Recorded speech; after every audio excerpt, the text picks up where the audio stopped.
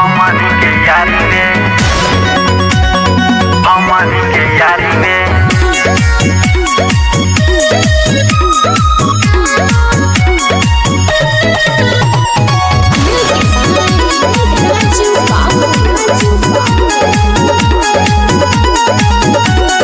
Power शुरू होला जब आइल रंगदारी में,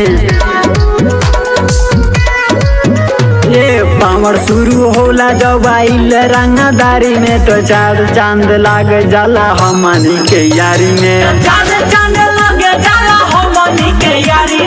जब जब निकलिला बीरगंज बाजारी में, जब जब निकलिला बीरगंज बाजारी में, तो चार चांद लाग जाला हमनी के यारी में। चार चांद लगी जाला हमनी के यारी में। चार चांद लगी जाला हमनी के यारी में। चार चांद लगी जाला हमनी के यारी में।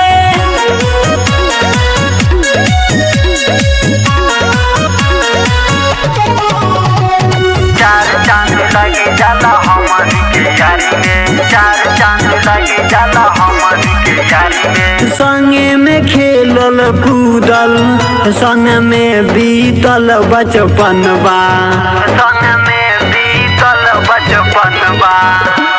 दोस्ती भइल गहरा, सबके मन में सचपन बा। दुश्मन थर थर कापे लाया गाड़ी में, दुश्मन थर थर कापे लाया गाड़ी में, तो चार चांद लगी जाला हमनी के यारी में। चार चांद लगी जाला हमनी के यारी में। चार चांद लगी जाला हमनी के यारी में। चार चांद लगी जाला हमनी के यारी में।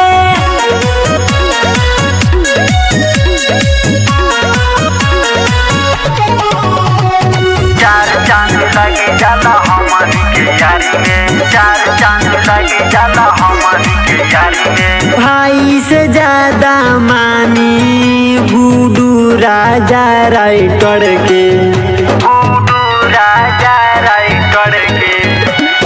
उनका बोली पगोली चले धाए धाए राइफल के।